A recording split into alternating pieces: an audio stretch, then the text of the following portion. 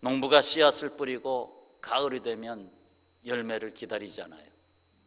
씨앗이 뿌려지고 싹을 내고 햇빛과 비를 받으면서 성장합니다. 모진 환경들을 다 극복하고 꽃을 피우면 열매를 내게 됩니다. 지난주 추수감사절을 지낸 우리로서 이쯤에서 한 해를 되돌아보면서 예수로 충만한 그리스도인의 삶이 되고 있는가? 그래도 한번 점검해야 되지 않겠습니까? 예수로 충만하면 그 열매 또한 예수님의 향기와 빛을 드러내야 할 줄로 압니다. 열매라고 하는 것은 성장의 결과물입니다. 내가 성장하고 있다라는 것의 결과가 열매거든요. 그리스도인이 된다는 것은 결국 성령의 열매가 돼야 된다는 것입니다. 성령의 열매는 예수 그리스도 안에서 성도가 하나님과 깊은 관계를 맺을 때에 나오는 결과물입니다. 곧 우리가 하나님과 연결된 삶을 살 때 하나님은 우리 속에 하나님의 성품을 넣어주십니다. 그 하나님의 성품으로 가득한 것이 열매라는 것입니다. 그 결과로 성령의 열매 곧 사랑, 희락, 화평, 오래 참음, 자비, 양선, 충성, 온유, 절제, 이와 같은 열매들이 맺어지는 것입니다. 이렇게 성령의 열매가 맺히는 데에는 나름대로의 환경이 있습니다. 이것을 우리는 영적 환경이다. 그래서 영적 관리를 내가 잘 했는가? 잠깐 짚고 가겠습니다. 하나는 좋은 밭이 되었는가? 하나님은 내 안에 씨앗을 뿌렸고 그것이 자라나서 열매를 맺히기까지의 좋은 토양이 되었는가? 햇빛과 비는 하나님이 내려주시는 거고 너는 그런 밭을 준비했느냐? 부드러운 밭을 준비해서 씨앗이 뿌리를 깊이 내릴 수 있게 했느냐? 너는 과연 내 마음의 밭을 제대로 가꾸었느냐? 한 해 동안 나는 나의 마음의 밭을 제대로 가꾸었느냐? 한번 돌아봅니다. 두 번째는 나는 세상으로 뻗고 있는 가지를 잘라내는 데에 주저함이 없었는가? 자꾸 이렇게 하나님이 원하시는 모습으로 이렇게 나무가 자라나야 되는데 이 가지는 쓸데없는 가지, 이거는 괜히 욕심을 낸 가지, 이런 것들은 잘라내야 되는데 내가 그걸 주저하고 아까워서 자르지 못하지 않았는가? 그 가지는 오히려 영양분을 빼앗아가고 소중한 시간도 빼앗아가고 결국 성령의 열매를 맺는 데에 지장을 주지 않았습니까? 이것은 주님이 원하시는 것이다. 이것은 주님이 원하지 않는 것이다. 그렇지만 원하지 않는 것이다에 대해서는 과감하게 내가 가지를 쳐내는 아픔을 내가 스스로 나에게 행하고 있느냐? 이건 아니다. 또 한 가지는 나는 끊임없이 성장의 원인이 되시는 주님과 교제하는 데에 열심을 품고 열심히 주님과 교제 생활을 했는가? 예배 생활 물론이거니와 말씀을 펴고 말씀 안에서 주님을 만나는 생활, 그저 쉬지 말고 기도하라고 그랬는데 그저 꾸준히 기도하는 생활,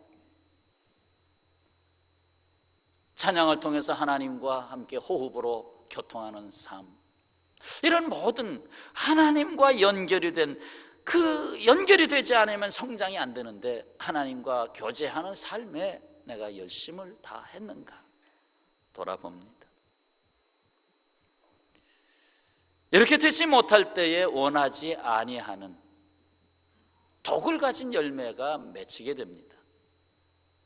독을 가진 열매, 그것을 육체를 따르는 사람들에게서 볼 수 있는 열매로 말씀하고 있습니다. 이것이 19절, 20절, 21절이에요. 육체의 일은 분명하니 곧 음행과 더러운 것과 호색과, 이것은 결국 음란의 역사로 치우치는 삶, 그쪽에 밝아서 그쪽으로 자꾸 내가 기웃거리는 삶, 그 결과는 아시죠? 우상숭배, 주술, 그리고 또 이단도 옆에 가면 보입니다. 이런 것들은 결국 종교적인 하나님과 사이에 건강한 믿음 생활이 되지 아니하고 결국 곁길로 빠져버리는 삶, 사탄이 결국 그 신앙의 중심을 옮겨놓는 삶, 원수 맺는 것, 분쟁, 시기, 분냄, 당짓는 것, 분열함, 이런 것들은 전부 관계가 건강하지 아니하고 관계가 병들어서 다 파괴되는 것. 평화가 없어지죠. 행복하지 않죠. 관계가 파괴되니까. 또 투기, 술 취함, 방탕, 결국 세상 쪽으로 자꾸 빠져나갑니다. 성령에 취해도 부족한데 그저 술에 나의 인생을 달래고, 그래도 밤 늦은 시간에 쭉 이렇게 집으로 가다 보면 맥주집들이 서너 개 보입니다. 그러면 참으로 많은 사람들이 앉아 있어요. 물론 뭐 술을 절제해서 약주로 먹는 사람 저는 잘 관리합니다. 하는지 모르겠지만 술은 그게 내 마음대로 안 되잖아요. 결국 술이 나를 먹게 되잖아요. 술이 나를 먹게 된다. 술 취함. 결국 나의 영성을 무디게 만들고 하나님과의 관계의 그 영적인 생활을 분명히 장애하는 건 확실합니다. 장애의 요소, 장애.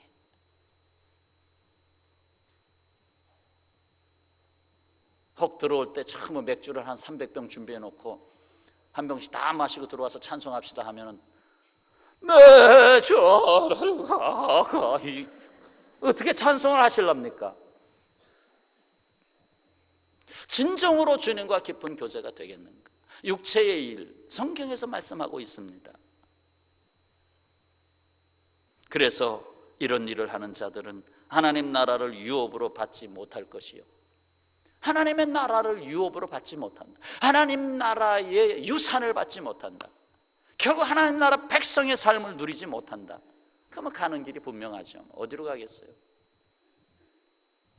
요한일서 2장 16절에서는 더하여 이 세상에 있는 모든 것이 육신의 정욕과 안목의 정욕과 이 생의 자랑이니 다 아버지께로부터 온 것이 아니요 세상으로부터 온 것이라.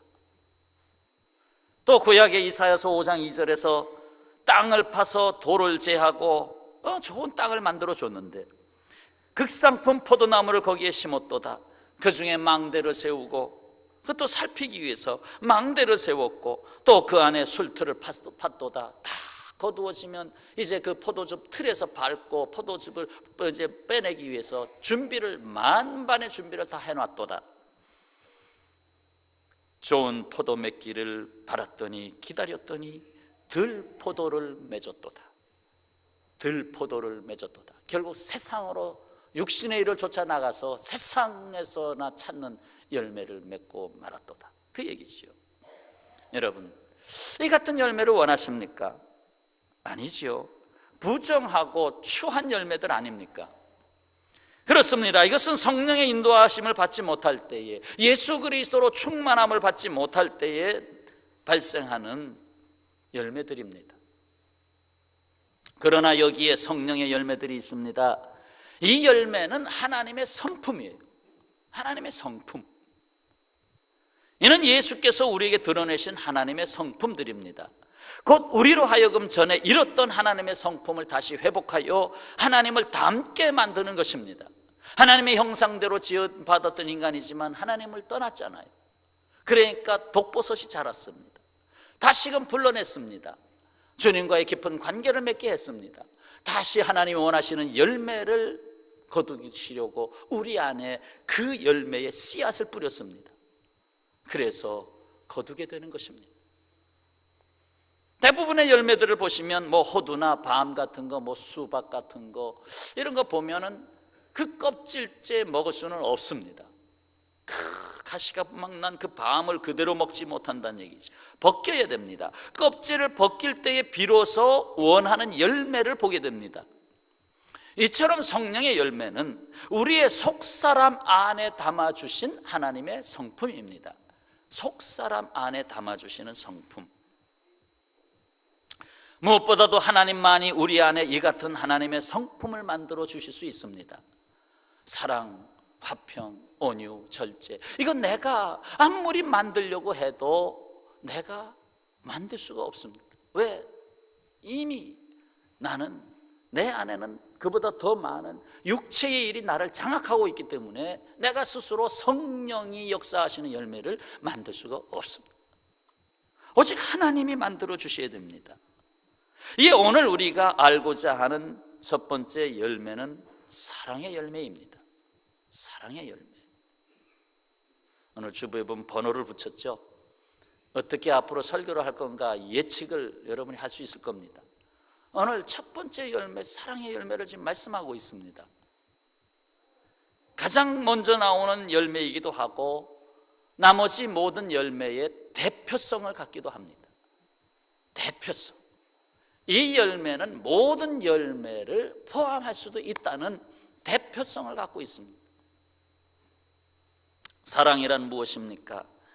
여러 가지로 표현할 수 있지요. 사랑은 주는 것이다. 사랑은 이해하는 것이다. understand, 그 사람 밑에 들어가서 이해하는 것이다. 사랑은 지금은 아니지만 기다려주는 것이다. 사랑은 믿어주는 것이다. 사랑은 받아주는 것이다. 사랑은 목숨까지 바쳐서 희생하는 것이다. 다 맞는 얘기지요. 근데 이 모든 것을 좀 실질적으로 좀 느껴질 수 있는 것으로 한 줄로 말해보라 하면 어떻게 말하겠습니까? 사랑을, 성령의 열매로서의 사랑을 한 줄로 다시 표현해봐라. 오늘 이렇게 표현해 드리겠습니다. 사랑은 모든 사람들과 그리고 모든 것에서 함께 하기로 하고 이에 헌신하는 것이다. 다 같이 읽겠습니다. 사랑은 모든 사람들과 그리고 모든 것에서 함께 하기로 하고 이에 헌신하는 것이다. 와 닿습니까? 좀 더 줄여야 기억에 남을 것 같아서 더 줄여보겠습니다. 더 줄이면 사랑은 함께하는 것. 사랑이란 함께하는 것. 부부가 한 집에서 살고 있지만 함께하지 못해. 대화도 안 하고 밥도 같이 안 먹고 잠도 같이 안 자고 들어오면 완전히 하숙집이야. 그러면 부부간에 사랑이 없는 겁니다. 사랑이 없는 거예요.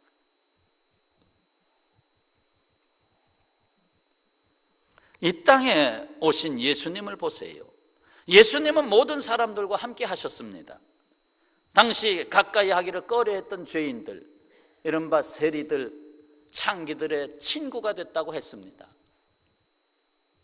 왜? 그들을 하나님이 원하시는 인간으로 구원하기 위해서. 그렇습니다. 사랑은 함께 하기로 선택하는 것입니다. 하나님은 우리를 사랑하기로 선택하셨습니다. 사실 하나님은 죄 중에 빠진 우리를, 하나님을 떠난 우리를 사랑할 이유도 없고 우리 인생에 대해서 책임질 이유도 없습니다. 하나님 책임이 아니거든요. 책임질 이유가 없습니다. 인간에게 자유를 줬는데 그 자유를 잘못 사용했습니다. 책임질 이유가 없습니다. 그러나 사랑하기로 창세전부터 선택하셨습니다. 사랑하기로, 함께하기로. 오늘의 교회가 고통을 겪고 있는 핵심에는 무엇이 있다고 생각합니까? 물론 지도자들의 책임이 먼저 우선이 되고요. 그 다음으로는 기독교인들의 신앙이 점점 개인주의 신앙과 신인본주의의 신앙으로 자꾸 흘러가고 있다는 것이 오늘날 교회가 점점 복음의 권세를 잃고 고통하고 있다라고 말씀드릴 수 있습니다. 개인주의 신앙, 인본주의 신앙.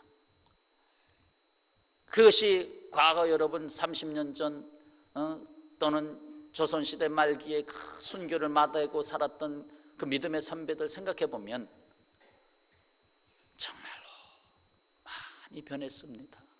물론 목회자들의 책임이 우선이라고 했습니다. 많이 변했습니다.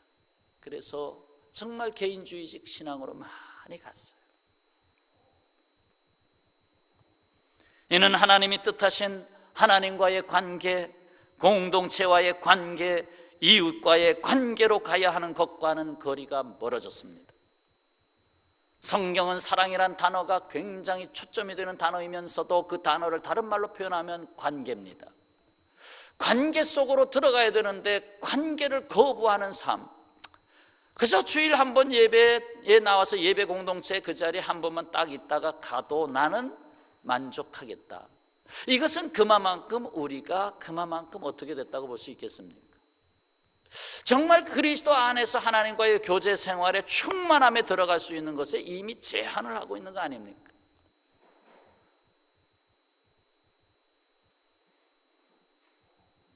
사랑을 잃은 에베소 교회에 주님이 말씀하십니다. 너를 책망할 것이 있나니 너희 처음 사랑을 버렸느니라. 처음 사랑을 버렸느니라. 시간이 흘러가면 첫사랑의 순수함과 신선함은 사라지고 그저 같이 있을 수밖에 없는 관계에 붙잡혀 있을 수 있습니다. 법적으로 부부니까 같이 있어야지. 그냥 한 직장에 다니니까 어쩔 수 없이 같이 있어야지. 그냥 한 교회 다니니까 보기 싫어도 같이 있어야지. 그러한 정말 사랑의 첫사랑의 순수함에 놓여 있는 것이 아니라 그러한 잘못된 위장된 관계성으로 들어가고 있다는 것입니다. 그러나 하나님의 성품으로서의 사랑은 모든 상황, 모든 관계 속에서 헌신을 요구합니다. 예수님은 하나님을 떠나서 죄인으로 살던 우리를 찾아오셔서 사랑하셨습니다. 이 사람은 아니야 할 때 주님은 이 사람을 사랑했습니다. 내 눈에 보기에는 이 사람은 아니야 했는데 이 사람을 사랑했습니다. 사실 이 사람이 나는 아닙니까? 나를 사랑하신 주님. 나는 아니야 했는데 나를 사랑하셨어요.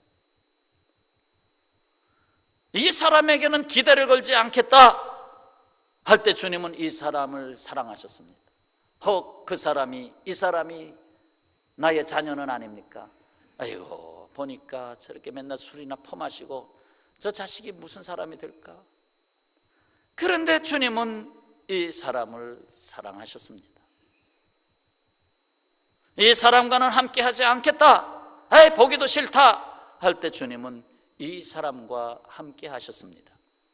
이 사람은 나는 아닙니까? 내가 그런 사람 아니었습니까? 그런데 주님 나와 함께 하시겠다고 하십니다. 따라서 하시죠. 주님이 나와 함께 하시겠다고 말씀하고 있습니다. 주님이 나와 함께 하시겠다. 그렇습니다. 사랑은 사랑하고 싶지 않은 그 순간에도 사랑하기로, 곧 함께하기로 선택하는 헌신, 그것이 사랑입니다. 본동평화교회에 내가 함께하겠다, 그러면 그에 걸맞는 행동이 나올 때에 그것을 우리는 사랑이라고 합니다. 내가 우리 구역 식구들과 함께하겠다, 거기에 함께하는 행동이 나올 때 그걸 사랑이라고 합니다. 오늘 남선교 총회가 있는데 내가 그 지회에 나도 한 멤버십을 갖고 함께 하겠다, 그것이 사랑입니다.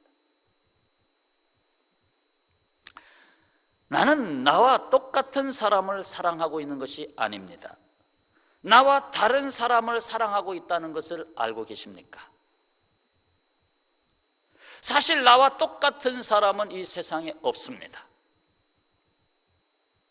심지어 내가 난 자식도 나와 닮았다고 하지만 50%만 닮았습니다.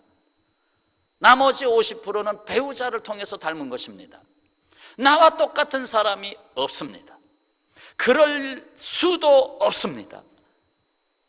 결혼도 무촌 관계로 들어가는 결혼도 서로 다른 사람들이 만날 때에 더 행복감을 느낀다는 통계가 나와 있습니다. 성격도 똑같아야 되고 재주도 똑같아야 되고 나도 깔끔한데 저 사람도 깔끔하고 나도 노래를 잘하는데 저 사람도 노래를 잘하고 이렇게 거의 비슷한 사람들끼리 만나면 맨날 티각 싸운다는 것입니다. 그런데 서로 다른 사람들이 만나면 나는 성경이 활동적인데 저 사람은 내성적이야. 서로 다른 사람들이 만나서 사는 것이 행복하다. 그 통계가 약 70% 나왔습니다. 서로 70% 서로 다른 사람이 만났을 때 행복하다.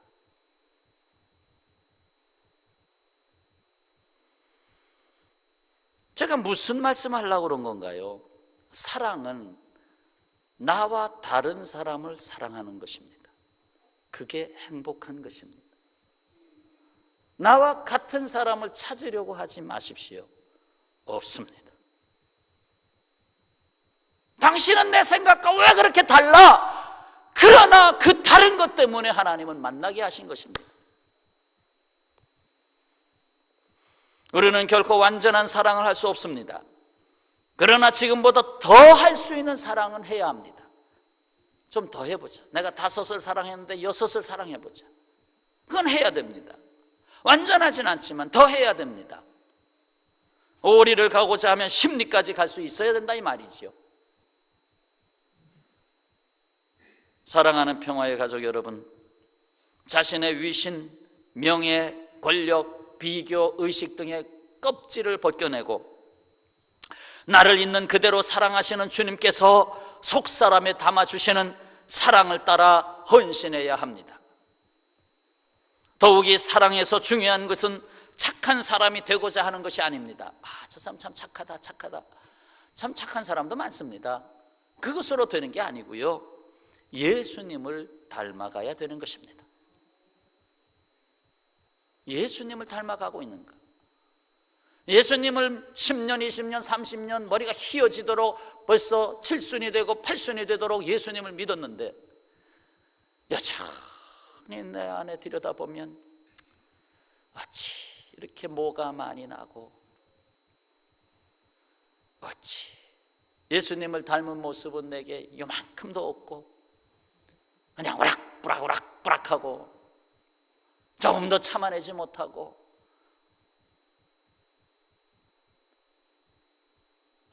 내 모습이 왜 이럴까?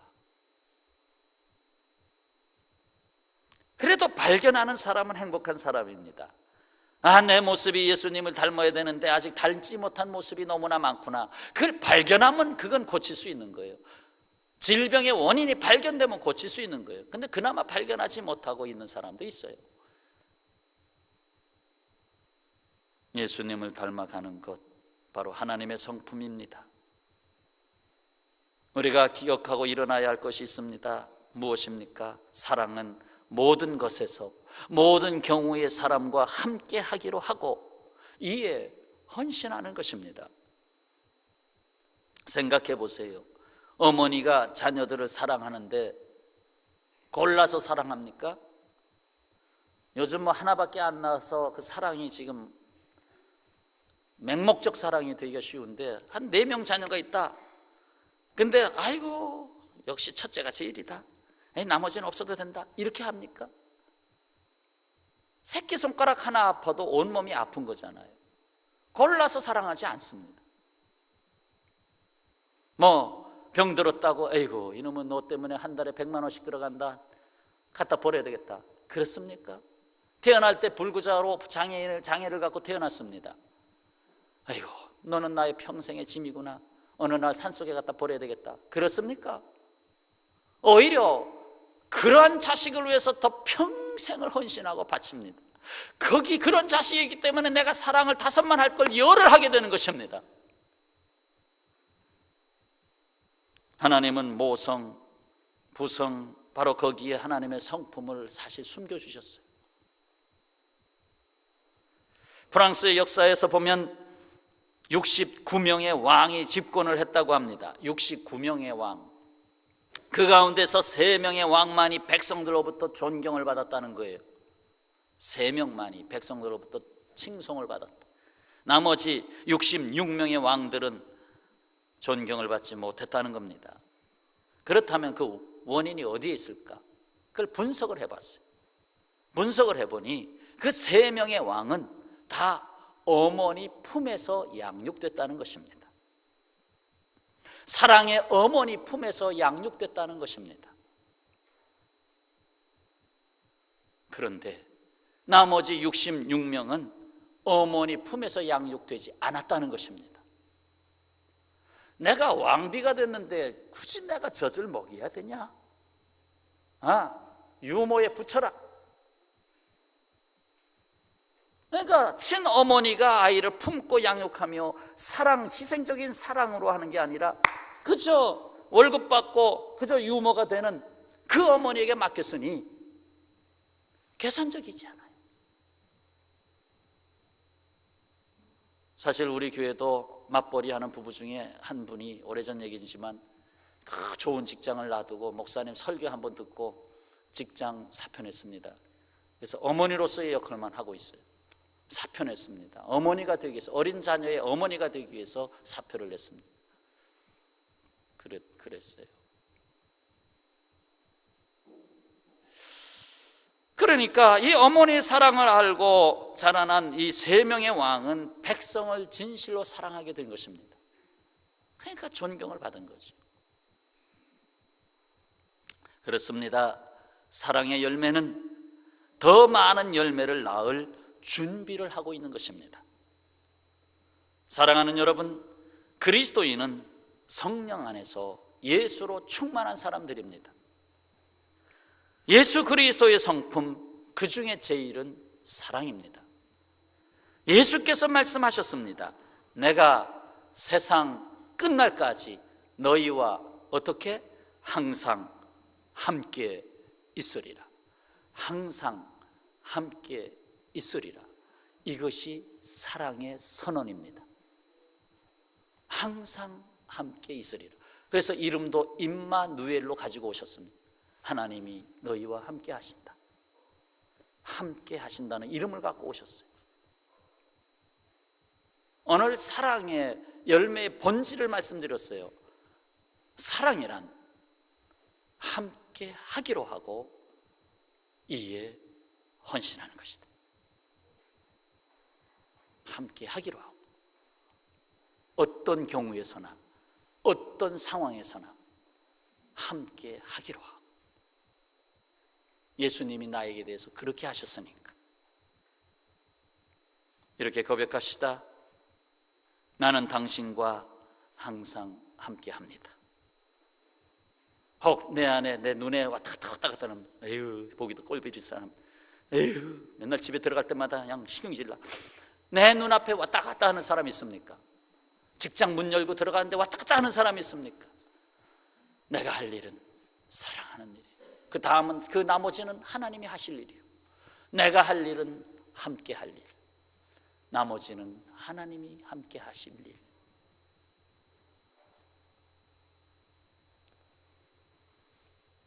자, 그 사람 눈앞에 놓고 다 같이 따라서 합시다. 나는 당신과 항상 함께 합니다. 기도하겠습니다. 아버지 하나님, 가장 많이 듣는 말 사랑, 유행가에서도 가장 많이 담는 단어 사랑. 그러나 그 사랑이 오늘 우리에게 말씀하신 하나님의 성품으로서의 사랑에 미치지 못한 채 아직도 개인주의적, 이기주의적 삶 속에서 허우적거리고 있습니다.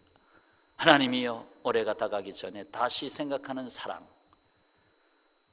오직 하나님의 성품이 우리 안에서 이루어질 때 비로소 그리스도인으로서의 삶을 완성하는 줄로 믿습니다. 주여, 이 사랑의 열매가 더욱 연걸어갈 수 있도록 성령이여 지배하시고 예수 그리스도 안에서의 교제가 더욱 충만하게 이루어지게 하옵소서. 예수님의 이름으로 기도하옵나이다. 아멘. 주 되신 주를 참 사랑하고 곧 그에게 죄를 다 고하리라. 그 은혜를 주신 내 예수 신이 이전보다 더욱 사랑합니다.